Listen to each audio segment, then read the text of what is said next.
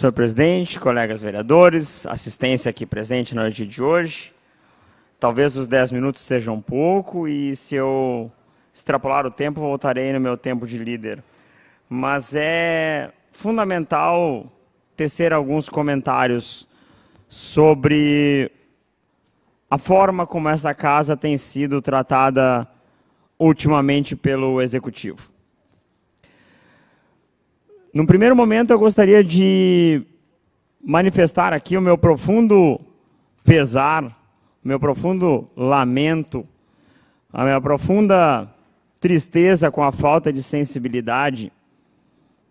Acredito eu que não seja por má fé, seja por alguma falha do sistema de gerenciamento da prefeitura, que esta casa votou no dia 18 de maio de 2016, o nome de Silvia Reicher para a Casa do Artesão. Aprovado este nome, esta respectiva obra foi, por lei municipal, instituída no dia 11 de outubro de 2016. Nomeando-a Casa do Artesão Silvia Reicher. O que me estranha é que esta obra foi inaugurada no sábado, véspera da eleição. Inaugurada sábado, véspera da eleição, sabendo nós, pela lei eleitoral, que nenhum de nós poderia se fazer presente à homenagem e à família da homenageada. E o mais engraçado de tudo é que ela foi inaugurada sem uma placa. Sem a placa do nome.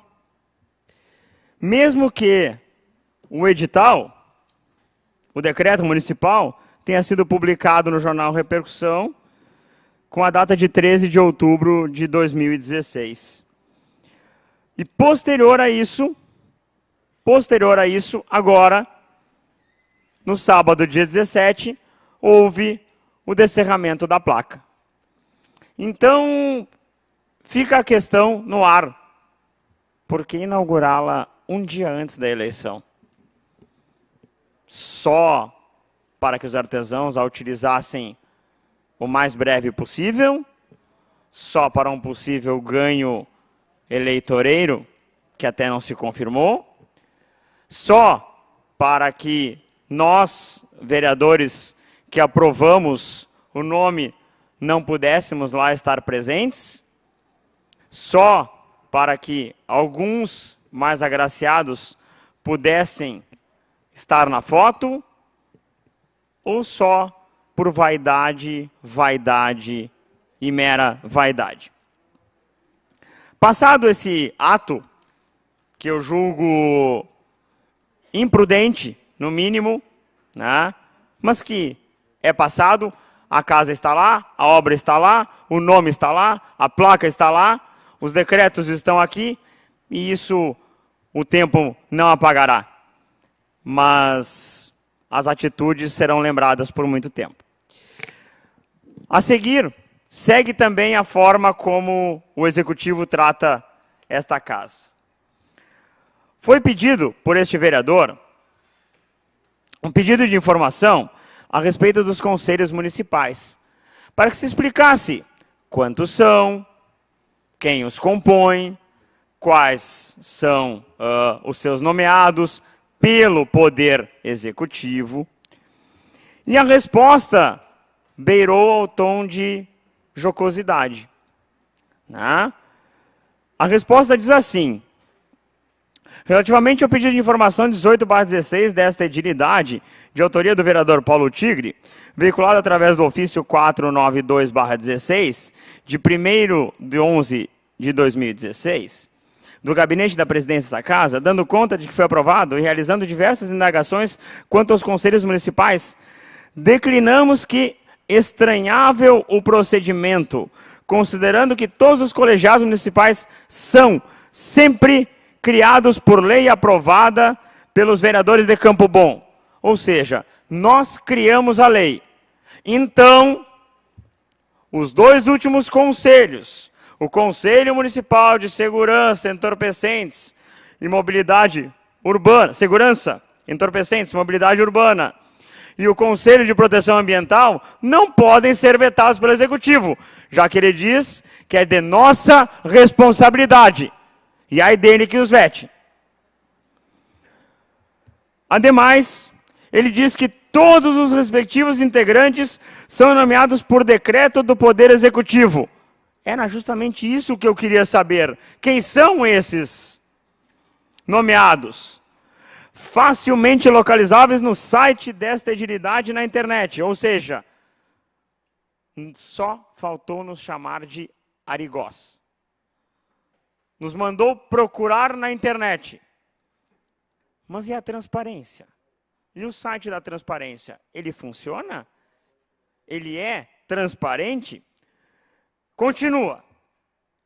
À vista disso, e considerando o princípio da economicidade, ou seja, economizar papel, visto eu, ou tinta, que deve reger os atos administrativos, abstemo-nos de fornecer tal legislação em meio físico, pois, repita-se, facilmente localizável por qualquer pessoa no site desta casa.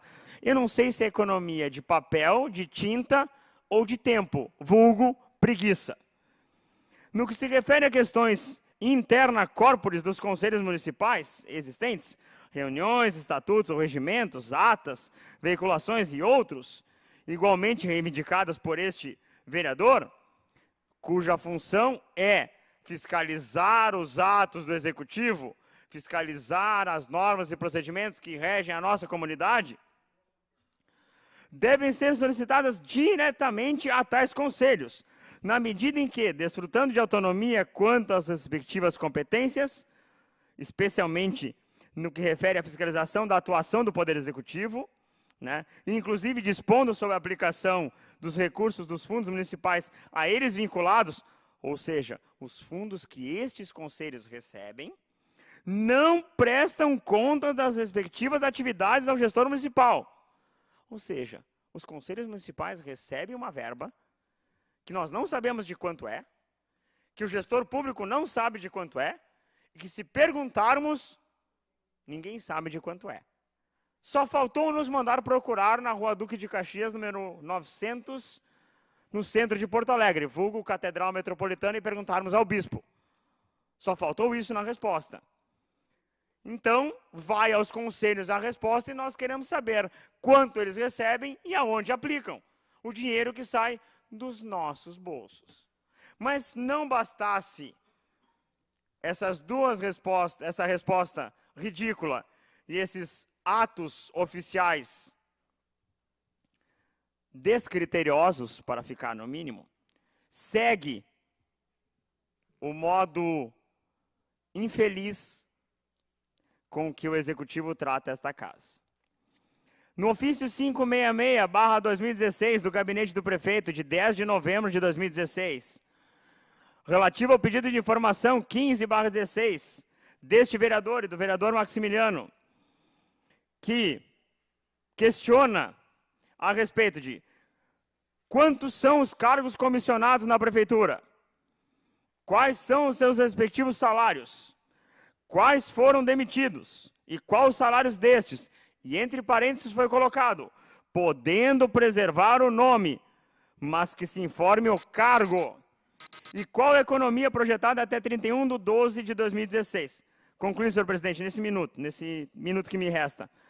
A resposta foi, abstraindo o equívoco técnico, pois prefeitura é o prédio em que se cedia a administração de um município. Muito bem, refaremos esta pseudo-administração.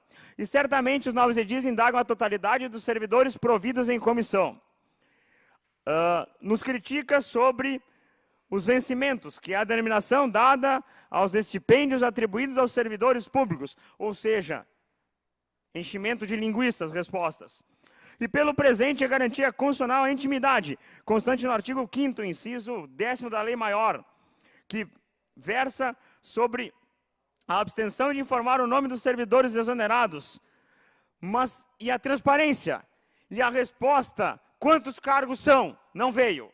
Que cargos foram demitidos? Não diz. Qual é o salário deles? Menos ainda. E qual é a economia projetada? Também não diz.